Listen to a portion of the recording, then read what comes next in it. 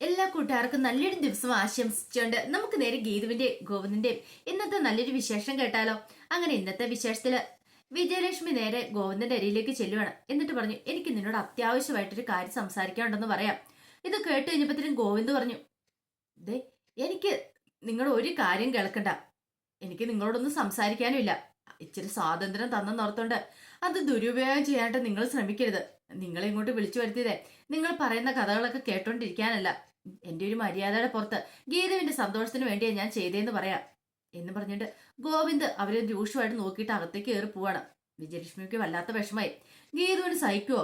ഗീത പെട്ടെന്ന് അങ്ങോട്ട് വന്നിട്ട് പറഞ്ഞു, അമ്മ വിഷമിക്കൊന്നും വേണ്ട കേട്ടോ. കണ്ണേട്ടനെ ഞാൻ ഇങ്ങോട്ട് കൂട്ടിക്കൊണ്ടുവരാം. അമ്മയ്ക്ക് പറയാനുള്ള എന്താന്ന് വെച്ചാ കണ്ണേട്ടനോട് അമ്മ പറഞ്ഞു, ഞാൻ ഇപ്പൊ വിളിച്ചോണ്ട് വരാം എന്നും പറഞ്ഞിട്ട് അങ്ങോട്ട് കയറി പോവാണ്. ആ പോക്ക് കണ്ടത് അയ്യപ്പേട്ടൻ വിജയലക്ഷ്മിയോട് പറഞ്ഞു, കണ്ടില്ലേ ഗീതുക്കുഞ്ഞ് പോയത്? ഉറപ്പായിട്ട് ഗീതുക്കുഞ്ഞ് ഇപ്പൊ തന്നെ ഗോവിന്ദകുഞ്ഞിന്റെ കൈയും പിടിച്ചോണ്ട് ഇങ്ങോട്ട് വരും. അവൾ അങ്ങനത്തെ ഒരു സ്വഭാവക്കാരിയാ. ഇത് കേട്ട് കഴിഞ്ഞപ്പോ വിജയലക്ഷ്മി പറഞ്ഞു, അതൊക്കെ എനിക്കറിയാം. അവൾ ഈ കുടുംബത്തിന് നല്ല മരുമോളാന്ന് തന്നെ. പക്ഷെ അയ്യപ്പൻ അറിയാലോ, ഈ കുടുംബത്തിൽ നല്ല മരുമക്കളായി വന്നവർക്കൊന്നും വാഴാൻ പറ്റില്ല. എന്റെ ഗതിയായിരിക്കും അവൾക്ക്. ഞാനിവിടെ എത്ര നന്നായിട്ട് നിന്നാ എന്നിട്ടോ എനിക്ക് ഇവിടെ ജീവിക്കാണ്ട് പറ്റിയോ? എന്റെ അവസ്ഥ എന്തായി തീർന്നു കൊടുക്കും. അപ്പൊ അതേ അവസ്ഥ അവൾക്ക് വരില്ലെന്ന് മാത്രം എന്റെ പ്രാർത്ഥന എന്ന് പറയണം. അത് കേട്ടത് അയ്യപ്പേണ്ണൊന്നും ഞെട്ടി. കാരണം അയ്യപ്പേണ്ണ എന്തൊക്കെയോ കുറച്ച് സത്യങ്ങളൊക്കെ അറിയാം. അതുകൊണ്ടാണ് അയ്യപ്പേണ്ണ ആ പേടിയും ഭയമൊക്കെ പെട്ടെന്ന് തന്നെ ഉണ്ടാവണേ. ഈ സമയത്ത് രാധികാമ്മ നേരെ അകത്തേക്ക് കയറി ചെല്ലുവാണ്. അവൾക്കൊട്ടൊരു പണി കൊടുക്കണം. അങ്ങനെ വെറും പണിയല്ല, വലിയ പണി തന്നെ. അവളുടെ വയറ്റി വളരുന്ന കുഞ്ഞിനെ ഈ നിമിഷം തന്നെ അങ്ങോട്ട് ഇല്ലാതാക്കിയേക്കാം. ജ്യൂസൊക്കെ എടുത്തു വെച്ചു. ജ്യൂസിനകത്തേക്ക് ആ കൊണ്ടുവന്ന് വരുൺ കൊണ്ട് കൊടുത്ത പൊടി കലക്കുവാണ്. കുഞ്ഞിനെ ഇല്ലാതാക്കാനുള്ള പൊടി കലക്കിയിരിക്കുന്ന സമയത്ത് മനസ്സിലേക്ക് പല ചിന്തകളും വരുവാണ്. ഇപ്പൊ തന്നെ കണ്ണനും കൂടെ തള്ളി പറഞ്ഞിരിക്കുക, ഇത്ര ദിവസം കുഴപ്പമില്ലായിരുന്നു, ഇപ്പോഴവൻ ഭാര്യയുടെ കൂടി ചേർന്ന് അവന്റെ അമ്മേനെയും കൂടെ വിളിച്ചു വരുത്തിയിരിക്കുന്നു. അപ്പൊ അവനിട്ടും കൂടെ ഉള്ള ശിക്ഷയാണിത്, അവന്റെ കുഞ്ഞിനെ ഇല്ലാതാക്കാന്ന്. അതൊക്കെ കലക്കിക്കൊണ്ടിരിക്കുന്ന സമയത്താണ് പെട്ടെന്ന് രാധികാമ്മ ആ ഒരു ശബ്ദം കേൾക്കണേ. ദേ, ഞാൻ ചോദിച്ചതിന് ഉത്തരം പറഞ്ഞില്ല നിങ്ങള്, പറ രാധികാമ്മേ എന്ന് പറയണം. ഇത് കേട്ടത് രാധികാമ്മ ചുറ്റും നോക്കി. അവിടെ ഭദ്രൻ നിൽക്കുന്ന പോലെ തോന്നുവാണ് ജനലിന്റെ അരികെ. രാധികാമ്മ അവിടെ കിടന്ന് അലറി വിളിക്കുകയാണ്. പക്ഷെ ശബ്ദം പുറത്തേക്ക് വരുന്നുണ്ടായിരുന്നില്ല. പറ രാധികാമ്മേ, എന്റെ ബോഡി പോലും വീട്ടുകാർക്ക് കർമ്മം ചെയ്യാൻ വിട്ടുകൊടുക്കാതെ നിങ്ങൾ എന്തിനാ എന്നെ കൊന്നു തള്ളിയെന്ന് ഭദ്രൻ വീണ്ടും ചോദിക്കുകയാണ്.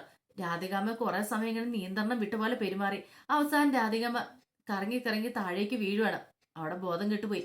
രാധികാമ്മയുടെ മനസ്സിലേക്ക് ഭദ്രന്റെ മുഖം മാത്രമായിരുന്നു ആ സമയത്ത് വന്ന്. രാധികാമ്മയ്ക്ക് തോന്നലുകളൊക്കെ ഉണ്ടാവുകയാണ്. കാരണം കൊന്നതാണല്ലോ. അപ്പൊ ആ ഇടയ്ക്ക് അങ്ങനെ വരും, പ്രേതമായിട്ട് വരും. ആ ഒരു ചിന്ത മനസ്സിലുള്ളതുകൊണ്ടാണ് ഇങ്ങനെ ഇങ്ങനെ ഇടയ്ക്ക് സംഭവിച്ചുകൊണ്ടിരിക്കണേ. ആ സമയം ഗീതു നേരെ ഗോവിന്ദനം കൂട്ടി അങ്ങോട്ടേക്ക് വരുവാണ്. അങ്ങനെ വന്നു കഴിയുമ്പോഴത്തേനും അയ്യപ്പേട്ടൻ പറഞ്ഞു, കണ്ടില്ലേ ഞാൻ പറഞ്ഞു ശരിയല്ലേ എന്ന് ചോദിക്കുകയാണ്. അങ്ങനെ ഗീത കൊണ്ടുവന്ന് ഗോവിന്ദനെ മുൻനിർത്തിയിട്ട് പറഞ്ഞു, അമ്മേ, അമ്മയ്ക്ക് പറയാനുള്ള എന്താന്ന് വെച്ചാൽ പറ, ഇനി ധൈര്യമായിട്ട് പറഞ്ഞോട്ടോ. കണ്ണേണ്ണ ഒരിടത്തേക്കും പോകാൻ പോകുന്നില്ല. ഗീതരെ കയ്യേന്ന് വിടാൻ പറയണം. അങ്ങനെ കയ്യേന്ന് വിടാൻ ഉദ്ദേശിച്ചിട്ടില്ല. എന്താ പറയാനുള്ള മുഴുവൻ അങ്ങോട്ട് പറഞ്ഞിട്ട് അങ്ങോട്ട് പോയാൽ മതി, കേട്ടിട്ട് അങ്ങോട്ട് പോയാൽ മതി എന്ന് പറഞ്ഞോണ്ട് ആ കയ്യെ പിടിച്ച് അവിടെ നിർത്തുവാണ്. പെട്ടെന്ന് വിജയലക്ഷ്മി ഒന്നും മിണ്ടിയില്ല. ഇത് കേട്ടപ്പോ ഗീത പറഞ്ഞു, അമ്മയ്ക്ക് എന്തോ പറയാനുള്ളെന്ന് പറഞ്ഞു. എന്താ അമ്മേ, എന്തോ അത്യാവശ്യ കാര്യമെന്ന് പറഞ്ഞല്ലോ. അത് പിന്നെ മോളെ, ഞാന് പെട്ടെന്ന് ഗോവിന്ദ് ചോദിച്ചു, രഞ്ജുവിന് എന്തെങ്കിലും പ്രശ്നമുണ്ടോ? അവളുടെ മൂക്കിൽ നിന്ന് വീണ്ടും ബ്ലഡ് വന്നോ? അവൾക്ക് എന്തെങ്കിലും അസുഖം കൂടുതലുണ്ടോ? അതാണോ? അത് പിന്നെ ഞാന് എന്ന് പറഞ്ഞു വരുമ്പോഴത്തേനുമാണ് രഞ്ജു ഛർദ്ദിച്ചോണ്ട് അങ്ങോട്ട് ഓടുന്നുണ്ടേ. വാഷിംഗ് ബേസിനോട് പോയി ഛർദ്ദിക്കുന്നുണ്ടേ. രേഖ പോയി പുറമൊക്കെ തടവി കൊടുക്കുകയാണ്. കണ്ടില്ലേ, ഇത് തന്നെ എനിക്ക് പറയാനുണ്ടായിരുന്നേ. രാവിലെ തൊട്ട് അവൾക്ക് ഈ ഓക്കാന ഛർദിയുവാ. എനിക്ക് ചില സംശയങ്ങളൊക്കെ മനസ്സിലുണ്ടെന്ന് പറയണം. ഇത് കേട്ടത് ഗീതും ഗോന്നും പരസ്പരം നോക്കുകയാണ്. എന്റെ ഭഗവാനെ, എന്താ ഈ കേൾക്കണേന്നുള്ള എനിക്കൊന്നും അങ്ങോട്ട് മനസ്സിലാത്ത കാര്യം ഇതാണ്. അവള് പ്രഗ്നന്റ് ആണോന്ന് എനിക്ക് സംശയമുണ്ടെന്ന് പറയാം. ഇത് കേട്ടത് എന്ത് ചെയ്യണമെന്ന് അറിയത്തില്ല അവർക്ക് രണ്ടുപേർക്കും. അങ്ങനെയാണെങ്കിൽ അവളുടെ ജീവൻ അപകടത്തിലാണ്, രഞ്ജുവിന്റെ ജീവൻ അപകടത്തിലാ. എന്ത് ചെയ്യണം, എന്ത് പറയണമെന്ന് പോലും അറിയത്തില്ല. ഈ സമയം രഞ്ജു ഭയങ്കര സന്തോഷത്തോടു കൂടി അങ്ങോട്ട് വരുവാണ്. സന്തോഷത്തോടുകൂടി വന്നിട്ട് രേഖയുടെ ഗീതന്റെ അടുത്ത് വന്നിട്ട് പറഞ്ഞു, അതെ, നീക്കൊരു സന്തോഷ വാർത്തയുണ്ടെന്ന് പറയണം. പെട്ടെന്ന് രേഖ വെച്ച്, എന്തു പറ്റി? ഫുഡ് കഴിക്കുന്ന വല്ല പിടിക്കാത്തിട്ടാണോ എന്ന് ചോദിക്കണം. അതൊന്നും അല്ല, അതെ, ഞാനൊരു അമ്മയാൻ പോവാ. നിങ്ങളുടെ ഒപ്പം മത്സരിക്കാൻ ഞാനും ഉണ്ടായിരുന്നു. ഇനി ഒരു വീട്ടിൽ 3 ഗർഭിണികൾ എങ്ങനെയുണ്ടെന്ന് ചോദിക്കുകയാണ്.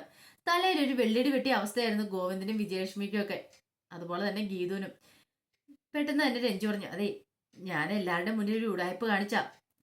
ഞാൻ പ്രഗ്നന്റ് ആവാൻ വേണ്ടിയിട്ടേ ഫാമിലി പ്ലാനിങ് തന്ന ഗുളികയൊന്നും ഞാൻ കഴിച്ചിട്ടുണ്ടായിരുന്നില്ല. അത് കഴിച്ചെന്ന് വരുത്തിയിട്ട് ഞാനിത് കളയുകയാണ് ചെയ്തേ.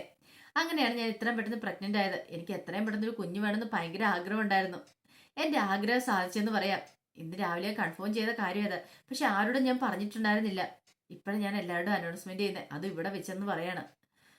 ഇതും പറഞ്ഞുകൊണ്ട് രഞ്ജു നേരെ ഗോവിന്ദന്റെ വിജയലക്ഷ്മിയുടെ അടുത്തേക്ക് വരുവാണ്. എന്താ ഞാൻ പ്രഗ്നന്റ് ആന്ന് പറഞ്ഞിട്ട് ഗോവിന്ദേട്ടന് ഒരു സന്തോഷമില്ലാത്ത? എനിക്ക് പിന്നെ സന്തോഷം ഉണ്ടല്ലോ എന്നൊക്കെ പറയാണ്. കാഞ്ചന അപ്പം മനസ്സ് കൊടുത്തു. എന്റെ ഭഗവാനെ, ഇവളോടെ പ്രഗ്നന്റോ? അങ്ങനെയാണ് 3 ഗർഭിണികള്. ഒന്ന് ഓർത്തു വയ്ക്കുക, ചിന്തിക്കാൻ പറ്റുന്നില്ല. അതിന്റെ ഇടയ്ക്ക് കുഞ്ഞു മാധവന്റെ അടുത്തോണ്ട് ഗോവിന്ദ് ഇങ്ങനെ നിൽക്കണം. ദൈവമേ, ഗോവിന്ദൻ പാപ്പ ഇനി നന്നായിട്ട് ഉഷ്ണിക്കും. ഇടി വെട്ടി അവന്റെ തലയില് പാമ്പ് കടിച്ച് അതിന്റെ തലമണ്ടയിലേക്ക് തേങ്ങ വീണെന്ന് പറഞ്ഞൊരു അവസ്ഥയായി പോയി എന്നൊക്കെ കാഞ്ചന ഇങ്ങനെ മനസ്സിൽ വിചാരിക്കുവാണ്. അപ്പോഴേക്കും ഗീതു രഞ്ജുവിന്റെ കയ്യെ പിടിച്ചിട്ട് അങ്ങോട്ട് വരുവാണ്. രഞ്ജു പറഞ്ഞു, ഗീതു നിന്റെ മുഖം എന്താ വല്ലായിരിക്കണേ?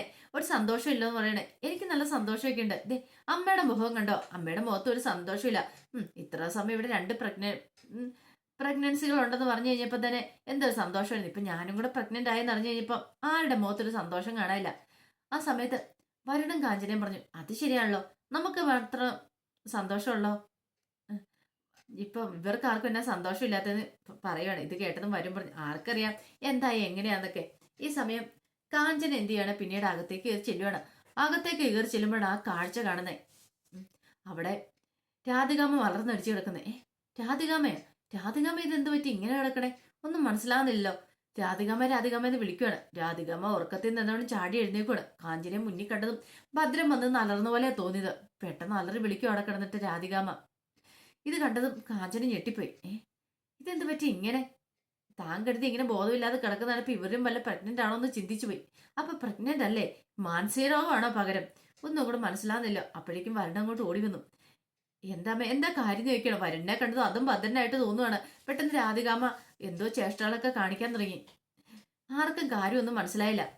കാഞ്ചനെ വരണം മാത്രം ഉണ്ടായിരുന്നത്. കാഞ്ചനെ ഓർത്തു, മെന്റിൽ വന്നാലും ഇത്ര പെട്ടെന്ന് ഇങ്ങനെയൊക്കെ വയലന്റായി കാണിക്കുമോ? ഒന്നും അങ്ങോട്ട് മനസ്സിലാവുന്നില്ല എന്റെ കടവുളെ. ഇനിയിപ്പൊ എന്ത് ചെയ്യാനെന്ന് അറിയത്തില്ല നിൽക്കണം. പെട്ടെന്ന് വരുമ്പോൾ അമ്മയമ്മയെന്ന് വിളിക്കുവാണ്. പക്ഷെ ആ വിളിയൊന്നും കേൾക്കാണ്ട് രാധികാമ്മ തയ്യാറായില്ല. രാധികാമ്മയുടെ മനസ്സിന്റെ ഔട്ടായി പോയിട്ടുണ്ടായിരുന്നു. പിന്നീട് ദേഷ്യപ്പെട്ട് ഒറ്റയൊരു വിളി വിളിക്കുകയാണ് അമ്മയെന്ന്. ആ വിളിയിൽ രാധികാമ്മ ഇങ്ങനെ ചുറ്റും നോക്കുകയാണ്. വരണ്ണം കാഞ്ചനയെ കണ്ടു. അമ്മ ഇത് എന്തൊക്കെയാ വിളിച്ചു പറയണേ? അമ്മയ്ക്ക് വല്ല ബോധം ഉണ്ടെന്ന് നിൽക്കും. അതേ മോനെ, ഭദ്രൻ ഇവിടെ മൊത്തം ഉണ്ട്. ഇതേ ജനലിന്റെ അവിടെ വന്ന് എന്നെ നോക്കിന്ന് പറയണം. അപ്പൊ അങ്ങോട്ടേക്ക് നോക്കിയപ്പോ അവിടെ ആരുമില്ല. ഈ മുറിക്കകത്ത് ഇപ്പൊ വന്നു. ദേ നിന്റെ അടുത്ത് വന്നു. പിന്നെ ഇതേ കാഞ്ചനയുടെ അടുത്ത് വന്നു. എല്ലാവരുടെ അടുത്ത് വന്നു. ഇത് കേട്ടതും വരും പറഞ്ഞു, അമ്മ എന്തൊക്കെയാ പൊലമ്പന്നേ? കാഞ്ചനയ്ക്ക് ചെറിയ സംശയം അടിച്ചു. ഭദ്രൻ എന്നൊക്കെ പറയുന്നുണ്ടല്ലോ, എന്നെ പോലും അങ്ങനെ എന്തൊക്കെയാണ് വിളിച്ച് കൂണേന്ന് പോലും അറിയത്തില്ല. വരും പെട്ടെന്ന് രാധികമ്മയുടെ കയ്യിലേക്ക് വിളിച്ചിട്ട്, അമ്മ ഇങ്ങോട്ട് വന്നേ, ഇനി ഇവിടെ നിന്ന് ശരിയാകത്തില്ല, ഇങ്ങോട്ട് വരാനും പറഞ്ഞുകൊണ്ട് കൂട്ടിക്കൊണ്ട് പോവാണ്. ചിലപ്പോൾ താൻ ഭദ്രനെ കൊന്നെന്ന് വരെ വിളിച്ചു പറഞ്ഞിരിക്കും. അതുകൊണ്ട് ആ ഒരു ടെൻഷൻ വരുണിന്റെ ഉള്ളിലും ഉണ്ടായിരുന്നു. ആ സമയം ഗീതുവിന്റെയും ഗോവിന്ദിന്റെയൊക്കെ അടുത്ത് രഞ്ജു നിൽക്കുവാണ്. അപ്പൊ രഞ്ജുവിനോട് ഗീതു ചോദിച്ചു, അല്ല ധ്യാനെ വിളിച്ച് കാര്യങ്ങളൊക്കെ പറഞ്ഞിട്ടുണ്ടായിരുന്നു ചോദിക്കുവാണ്. ഇത് കേട്ട് കഴിഞ്ഞപ്പോഴത്തേനും രഞ്ജു പറഞ്ഞു, ഇല്ല പറഞ്ഞിട്ടില്ല, ഇനി വേണം പറയാനായിട്ട്. ഇപ്പൊ തന്നെ ഞാൻ കോള് വിളിക്കാന്ന് പറയാണ്. പെട്ടെന്ന് ഗോവിന്ദ് പറഞ്ഞു, വേണ്ട, ഞാൻ വീഡിയോ കോള് വിളിക്കാം ഗോവിന്ദേട്ടാ എന്ന് പറഞ്ഞ് വീഡിയോ കോൾ വിളിക്കുവാണ്. അപ്പൊ ധ്യാൻ ലൈനിൽ വന്നു കഴിഞ്ഞപ്പോ രഞ്ജു പറഞ്ഞു, അതെ ഒരു സർപ്രൈസ് ഉണ്ടെന്ന് പറയണ. നീ എവിടെ? അറക്കൽ വീട്ടിലാണോ? അതെ അറക്കൽ വീട്ടിലാ. ഓ ഗോവിന്ദേട്ടൻ നിനക്ക് എന്തെങ്കിലും സർപ്രൈസ് അന്ന് കാണുമായിരിക്കും അല്ലേന്ന് ചോദിക്കാം. അതൊന്നും അല്ല. പിന്നെയോ? അതെ നമ്മൾ രണ്ടൊരു അച്ഛനും അമ്മയാവും പോവാന്ന് പറയാണ്. ഇത് കേട്ട് കഴിഞ്ഞപ്പോ ധ്യാനൊന്നും ഞെട്ടി. ധ്യാനത് പ്രതീക്ഷിക്കാത്ത കാര്യമായിരുന്നില്ലല്ലോ. അപ്പൊ ധ്യാനൊരു കാര്യം മനസ്സിലായി. അവള് ഫാമിലി പ്ലാനിങ്ങിന്റെ ഗുളിക മേടിച്ചിട്ട് അത് കഴിച്ചിട്ട് പോലും ഇല്ലാന്ന്. അത് നേരത്തെ രഞ്ജു സമ്മതിച്ച കാര്യമല്ലേ, എല്ലാരും പറ്റിക്കും എന്നുള്ള കാര്യം. അതിനെക്കുറിച്ച് നേരത്തെ വിജയലക്ഷ്മി പറയുകയും ചെയ്താ, അവള് നാക്കിനടി ഗുളിക വെച്ചിട്ട് തൊപ്പിക്കളയത്തുള്ളൂ, ഗുളിക കഴിക്കത്തൊന്നും ഇല്ലാന്ന്. അതിനർത്ഥം അവൾ അത്ര ആത്മാർത്ഥമായിട്ട് ഒരു കുഞ്ഞിന് വേണ്ടി ആഗ്രഹിച്ചിരുന്നു എന്ന് വേണം കരുതാനായിട്ട്. പിന്നീട് ഗീതവും ഗോവിന്ദും വിജയലക്ഷ്മിയും കൂടെ മാറിപ്പോയെന്ന് സംസാരിക്കുവാണ്. എന്ത് ചെയ്യണമെന്ന് അറിയത്തില്ല 3 പേർക്കും. വല്ലാത്തൊരവസ്ഥയിലാണ്. പെട്ടെന്ന് തന്നെ ഗീത പറഞ്ഞു, എന്ത് വില കൊടുത്തിട്ടാലും കുഴപ്പമില്ല, നമുക്ക് രഞ്ജുവിന്റെ ജീവനാ വല്ലതെന്ന് പറയാണ്. വിജയലക്ഷ്മി പറഞ്ഞു, എന്ത് ചെയ്യാനാ? ഇത് ഞാൻ പറയാനായിട്ടാ വന്നത്, പക്ഷെ എനിക്ക് പറയാൻ പറ്റിയില്ല. എന്തായാലും കാര്യങ്ങളൊക്കെ ഇപ്പൊ എല്ലാവരും അറിഞ്ഞല്ലോ എന്ന് പറയാം. ഞാൻ അനുഭവിക്കുന്ന വേദന രാവിലെ തൊട്ട് എനിക്കും അറിയത്തുള്ളൂ പറയാണ്. ഇത് കേട്ടതും ഗോവിന്ദ് പറഞ്ഞു, ഇനിയിപ്പോ എന്ത് ചെയ്യും? എന്തായാലും ചെയ്യേണ്ട അമ്മേനെ ചോദിക്കുകയാണ്. ആ അമ്മയെന്നുള്ള വിളി കേട്ട് കഴിഞ്ഞപ്പോഴത്തേനും ഗീതവും വിജയലക്ഷ്മിയും പരസ്പരം നോക്കുകയാണ്. പെട്ടെന്ന് ഗോവിന്ദ് ഒന്നും മിണ്ടാതെ നിന്നു. ഗോവിന്ദന്റെ നാവ് പിടിച്ചാണ് അമ്മയെന്നുള്ള ആ വിളിയെ. വിജയലക്ഷ്മിക്ക് അത് ഭയങ്കരമായിട്ട് ഇഷ്ടപ്പെടുകയും ചെയ്തു ആ വിളിയില്. ഈ സമയത്ത് ഗീത പറഞ്ഞു, ഗോവിന്ദൻ പറ ശരിയാ, എത്രയും പെട്ടെന്ന് നമുക്ക് ഡോക്ടറെ കാണണമെന്ന് പറയാ. അല്ല, അന്ന് ഒരു ഡോക്ടറെ കാണാൻ ഞാനും ഇവരും കൂടെ പോയില്ലായിരുന്നോ? അത് ഏതൊരു ഡോക്ടർ, ഭയങ്കര തിരക്കുള്ള ഡോക്ടറൊക്കെയാന്ന് ഗീത പറഞ്ഞ. അന്ന് പക്ഷെ പോകാൻ പറ്റിയില്ലോ, ഞങ്ങൾക്ക് രണ്ടുപേർക്കും ആക്സിഡന്റ് ആയില്ലേ. അപ്പൊ ആ ഡോക്ടറെ ഒന്ന് കാണാൻ പറ്റുമോ എന്ന് ചോദിക്കുക. ഇത് കേട്ട് കഴിഞ്ഞപ്പോഴത്തേനും ഗീത പറഞ്ഞു, അത് ശരിയാ. അപ്പൊ ബോൺമാരെ മാറ്റി വെച്ചിട്ടുണ്ടെങ്കിൽ, സർജറി ചെയ്തിട്ടുണ്ടെങ്കിൽ രഞ്ജുവിന് ആയുസ് നീട്ടി കിട്ടുമെന്നല്ലേ പറഞ്ഞേ. അങ്ങനെയാണെങ്കിൽ അത് ചെയ്താൽ പോരെ, ബോൺ മാറ്റി വെക്കുവാണെങ്കിൽ ഏറ്റവും നല്ല അതല്ലേ. ഇത് കേട്ട വിജയേഷ് പറഞ്ഞു, വേണ്ട വേണ്ട, അന്ന് ശരിയാകത്തില്ല. അന്ന് തന്നെ അതിന് വിജയ ശതമാനം കുറവാന്നാ പറഞ്ഞേ. അതുകൊണ്ട് അതിന്റെ ആവശ്യമില്ല എന്ന് പറയാണ്. ഇത് കേട്ട് കഴിഞ്ഞപ്പോൾ ഗീത പറഞ്ഞു, അത് പറഞ്ഞിട്ട് കാര്യമുണ്ടാമേ. നമ്മൾ എത്ര വലിയ റിസ്ക് എടുക്കുന്നോ അത്രയും വലുതായിട്ട് ചിലപ്പോൾ അവൾക്ക് ആയുസ് നീട്ടി കിട്ടിയെന്നിരിക്കും. ഒരു കാരണവശാലും അവളെ മരണത്തിലേക്ക് വിടാനായിട്ട് സാധിക്കില്ല എന്ന് പറയാണ്. എന്തെങ്കിലും ചെയ്തേ മതിയാവുള്ളൂ പറയാണ്. ആ സമയം രാധികാമ്മ അവിടെ ഇരിക്കുകയാണ്. രാധികാമ്മയുടെ അടുത്തേക്ക് വരണം വന്നിട്ട് പറഞ്ഞു, അമ്മയുടെ അമ്മയ്ക്ക് കുടിക്കാൻ വെള്ളം എടുത്തു തരാന്ന് പറയണം.